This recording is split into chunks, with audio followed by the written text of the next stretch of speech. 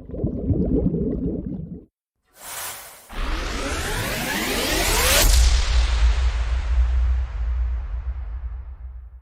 I'm John Becker with Ballhead Realty, and this is Hunter Strickland. He's with Wayah Insurance right here in Franklin, North Carolina. One of the best insurance guys ever. I mean, I have all my policies with him. I really trust and value his judgment and his viewpoint on what's happening, and I just thought it'd be interesting to hear from Hunter today about the state of affairs in the market as regards insurance for your home here in Franklin. And just want to introduce Hunter. Hey guys, Hunter here, like John said, with Wayah Insurance in Franklin. Appreciate you having me. Wanted to come by and do a quick discussion on kind of what we're seeing, mainly focused towards inflation with what's going on with your home insurance policy and the differences on what we have historically seen compared to where the market is headed with the rising cost of construction, materials, getting the value of the home up to where the lenders would like to see it in order to get your loan. So thanks for having me. Yeah, so what does that do for people that already have existing mortgages and stuff on their homes here in town? Now that the prices of housing has gone so high, what happens with their homeowners insurance now? Yeah, so typically on a home insurance policy, depending on which insurance company you have, the standard, what's called an inflation guard, can vary from 3% to about 5% in the state of North Carolina. So what that means is when you bought your house, every year when your policy renews, the inflation guard would be anywhere from 3 to 5, but your policy coverage would automatically increase by that percentage. Every year? Every year. So whatever's built in on your policy. So for example, if your house is insured for $100,000 and you have a 5% inflation guard, at your renewal time, your house would be insured for $105,000. So it does creep up every year. However, what we're seeing is if you don't pay attention to your insurance policy every year, the inflation of 3, 4, 5% over the last few years is not even close to what it needs to be in order to make sure that you're insured at the value that you need to be. So that's the problem with the rising cost of materials, construction costs, is just the inflation that's built into the policy is not enough. It's not enough. Yeah. So how would the normal everyday homeowner here know about that or understand about that? Some of the responsibility must be pick up the phone and call your agent. Yeah, so that would be the first thing, is make sure you review your policy when you get it every year at renewal, or any time that it might be brought to light. Look at it to see what the coverages are. Talk with a contractor to see what an average square foot price of a home like yours will be in today's market. And then if you feel like it's underinsured, or you might have a question on what your inflation guard is, pick up the phone and call your agent. They can look up what that is pretty quick, and then go from there as far as reevaluating what it needs to be. Yeah, because in what I do, I get to see what homes sell for.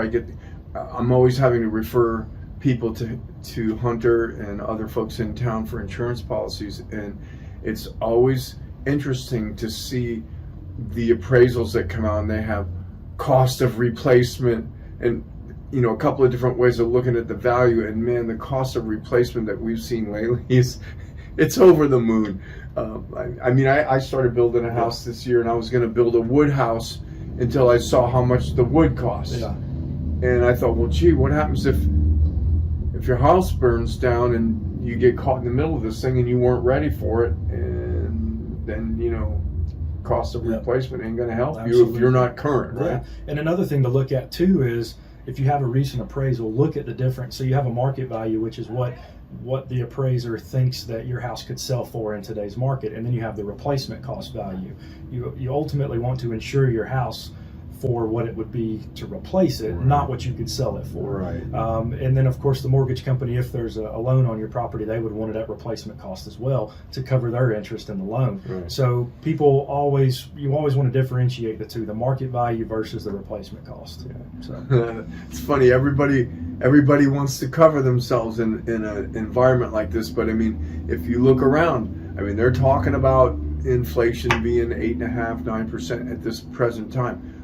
I don't think that's reality, because if you factor in all the other different things like the price of fuel, the price of food, all these different things. When you see diesel fuel going for $6.57, $8, $9 out on the West Coast, that translates into everything costing more to get it there. So even though you have rises in prices for materials, shipping it there is going to add even more to that. So I think what Hunter's saying is like, look, just be cautious about what you're doing. Make sure you understand what your insurance is. And most of us, and if you're like me, I do this. I get the insurance policy, I forget about it. The only time I think about it is when he sends me these things in the mail, and I look at them, and I'm going, I don't know, I better call him up and find out what it means. So I think what Hunter's encouraging you to do is get up, pick the phone up, get on the line with your agent. If you don't have an agent that you can call, you need to call Hunter, and I'll have his contact information on the video and in the description below. But you need to take care of that and make sure that you're covered, because I mean, you know how it is. Anything can happen, and it always happens when you're least expected, right? Yeah, and when it happens, you want to make sure the coverage is there. And then one more thing to add on, since we're talking about it, is any lenders out there, you've seen the struggle that it could take to get the replacement cost of a house up to what the loan amount is. So what we do is we plug it in our system, and then we get the replacement cost where you need it. And insurance companies are also looking at what it's costing now to replace these houses. So all of their systems should be updated pretty regularly to make sure that you're meeting the criteria for the proper square foot price of the home in order to meet the lender requirements. So don't let that delay closing if you have something where the replacement cost might seem off, but if the lender requires it, then that's what you have to have. So being able to adjust, and again, it goes back to an inflation thing and the square foot price of a house. So